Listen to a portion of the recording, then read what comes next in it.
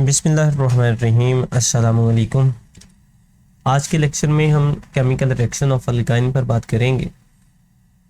जैसे कि last lecture के अंदर हम देख चुके हैं कि अल्काइन में हमारे पास दो कार्बन एटम्स के दरमियान में ट्रिपल बॉन्ड पाया जाता है। अब ये हमारे पास अल्काइन फैमिली का पहला मेंबर है जिसको हम इथाइन या एसिटाइलिन जो है वो बोलते हैं। अब इसमें इन ट्रिपल बॉन्ड के अंदर हमारे पास एक सिग्मा बॉन्ड और दो पाई बॉन्ड जो है वो मौजूद होते हैं। इनके अंदर एक सिग्मा बॉन्ड मौजूद होता है जी, और दो जो है वो पाई बॉन्ड मौजूद होते हैं। अगर इसको ऑर्बिटल के तौर पर हम शो करें तो कार्बन और कार्बन एटम्स के दरमियान ये हमने दो कार्बन एटम जो है वो ड्रा किए। इनमें ये इस तरीके के साथ एक कार्बन एटम अपने दूसरे कार्बन एटम के साथ ये एक जो है वो सिग्मा बॉन्ड की फॉर्मेशन जो है वो करता है। ये वाला हमारे पास बनेगा सिग्मा बॉन्ड। यहाँ पर अगर आप हम शो कर लें ये दो इलेक्ट्रॉन जो है वो इस वाले के जो है वो आ जाएंगे।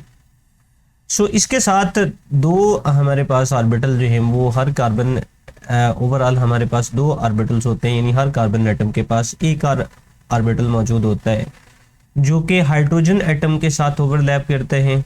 सो यहाँ पर भी हमारे पास जो है वो दो मजीद जो है वो सिग्मा बॉन्ड जो है वो बन जाएंगे। अब हर कार्बन के पास जो है ये हमारे पास मैं एक इनको डिफरेंट कलर के साथ अगर शो कर लूँ, दो अनहाइब्रिडाइज ऑर्बिटल जो है वो मौजूद होते हैं। यानी ये इस तरह से ये वाले दो इस तरह से एक ये वाला हो गया और दूसरे को दूसरे कलर के साथ शो कर लेते हैं। मैं यहाँ पर ब्लू कलर के साथ इसको शो कर लेता हूँ। यानी एक ऑर्बिटल जो है वो अलोंग द एक्स एक्सिस होता है और दूसरा ऑर्बिटल जो है वो अलोंग द वाई एक्सिस जो है वो हमारे पास मौजूद होता है। अब इनमें हमारे पास जो नंबर ऑफ इलेक्ट्रॉन्स हैं वो इन तमाम में एक एक इलेक्ट्रॉन जो है वो पाया जाएगा। अब ये आपस में पैरेलल ओवरलैप करेंगे, यानी P ऑफ जो हमारे पास Y है ये P ऑफ Y के साथ ओवरलैप करता है। अपर लूप अपर के साथ करेगा और लोअर लूप जो है वो लोअर लूप के साथ करेगा। और P ऑफ Z ऑर्बिटल जो है वो P ऑफ Z ऑर्बिटल के साथ ओवरलैप करता है इस तरह से, यानी अपर लूप अपर के साथ करेगा और लोअर लूप जो है वो लोअर लूप के साथ करेगा। सो यहाँ से हमारे पास ये दो पाई बॉन्ड बनते हैं। और जैसे कि हमने एल्कीन वाले चैप्टर में कहा था कि पाई बॉन्ड जो है वो as compared to the sigma bond जो है वो वीक बॉन्ड कहलाता है। अब इस वीक बॉन्डिंग की वजह से ये वाले जो पाई इलेक्ट्रॉन हैं ये इजीली अवेलेबल होते हैं।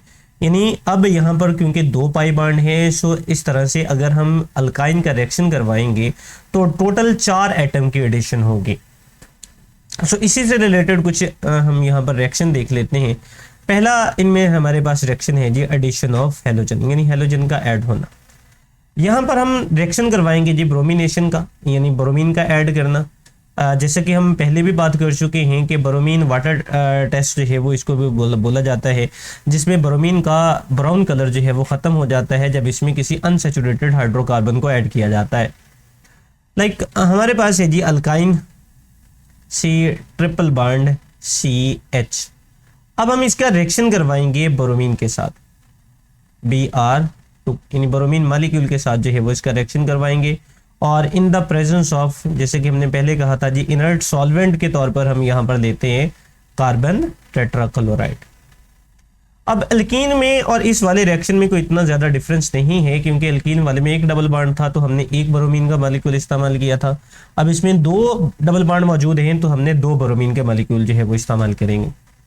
अब ये टोटल जो है वो हमारे पास अब 4 एटम की एडिशन होगी, यानी दोनों के दोनों जो डबल बॉन्ड हैं या पाई बॉन्ड जो हैं वो टूट जाएंगे और इनमें टोटल जो हैं वो 4 ब्रोमीन एटम जो हैं वो ऐड हो जाएंगे।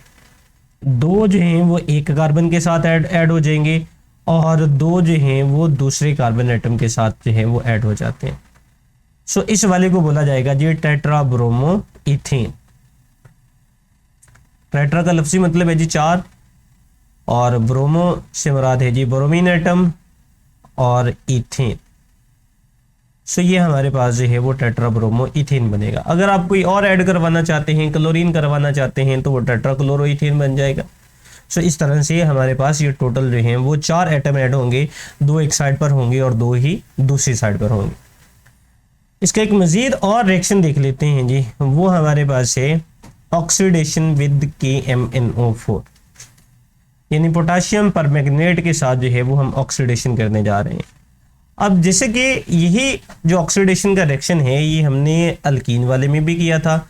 अब अगेन डिफरेंस सिर्फ इतना सा है कि उस वाले में भी हमने एक पाई बॉन्ड मौजूद था, सो टोटल जो है वो 2 एटम की एडिशन हुई थी। अब यहाँ पर 2 पाई बॉन्ड मौजूद हैं, सो टोटल जो है वो 4 एटम की एडिशन होगी।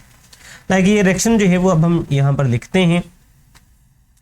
अगेन हमारे पास हो जी एसिटाइलिन या ethyne C triple bond CH, इसका अब हम रिएक्शन करवाएंगे विद KMnO4 के साथ, यानी पोटाशियम परमैंगनेट के साथ इसका रिएक्शन करवाएंगे और पोटाशियम परमैंगनेट का सॉल्यूशन जो है वो इस्तेमाल किया जाएगा H2।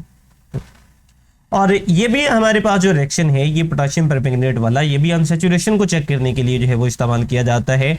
इसमें पोटाशियम परमैंगनेट का जो पिंक कलर है वो खत्म हो जाता है, यानी अगर आपके पास अनसैचुरेटेड कंपाउंड है तो इसका पिंक कलर खत्म हो जाए, यानी कि MnO4 जो है वो टूट जाएगा।